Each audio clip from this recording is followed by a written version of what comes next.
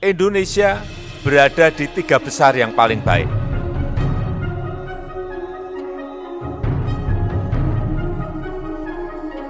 Indonesia berada di angka 0,5% plus. Bank Dunia menyampaikan kepada kita, ekonomi global pertumbuhannya akan berada pada posisi minus 5%. Padahal sebelumnya masih minus 2,5%. Indonesia juga diproyeksikan masuk ke kelompok dengan pemulihan ekonomi tercepat setelah Tiongkok. Bukan negara besar mengalahkan negara kecil, tetapi yang sekarang dan yang akan datang. Managing Director-nya IMF mengatakan pada kita, Indonesia berada di 3 besar yang paling baik. Indonesia peringkat ketiga pertumbuhan ekonomi terbaik di dunia.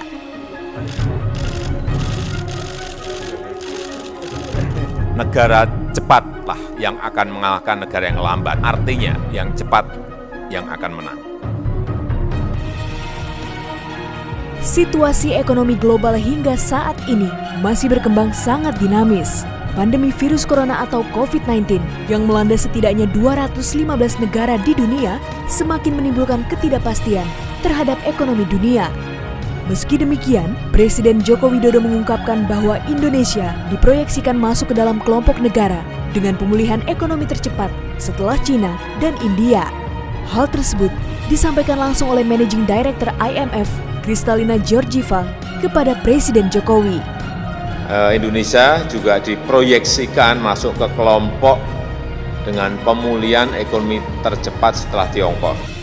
Dalam hal ini, IMF dan Bank Dunia memprediksi bahwa perekonomian Cina akan tumbuh 1,9%, India 1,2%, sedangkan Indonesia sendiri akan tumbuh 0,5%. Managing Director-nya IMF mengatakan pada kita, Indonesia berada di 3 besar yang paling baik. 3 besar ini adalah China masih tumbuh 1,9% plus. India akan tumbuh tahun ini, prediksi mereka 1,2% plus. Dan Indonesia berada di angka 0,5% plus.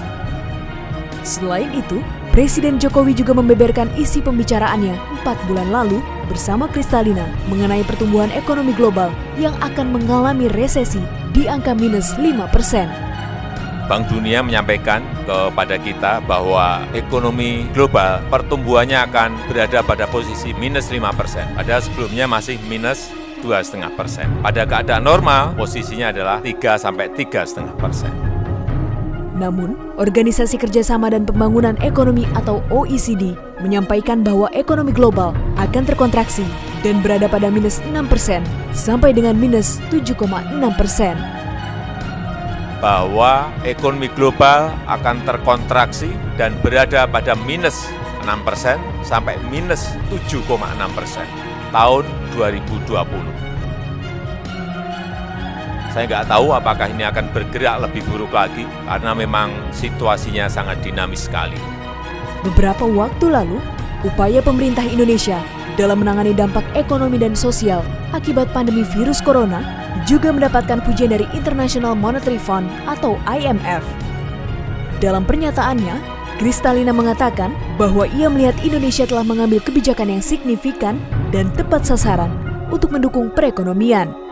And what is happening today is Indonesia is taking a set of measures that are significant, they're large, and they're well targeted to support the economy to go through this very difficult time.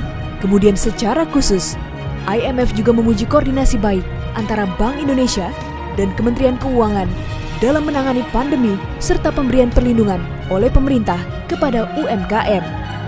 What we see Indonesia doing very well is to have a coordinated response between the Ministry of Finance and the central bank. So measures that are taken impactful, they're strong and impactful. What is very impressive is to see how much attention Indonesia is paying exactly on this issue of protecting firms, especially SMEs, in this period that would allow then, when the recovery comes, for the country to step up. Menanggapi berbagai prediksi tersebut, Presiden Jokowi tetap mengingatkan masyarakat untuk terus waspada terhadap berbagai kemungkinan dan antisipasi terhadap risiko apapun yang akan terjadi.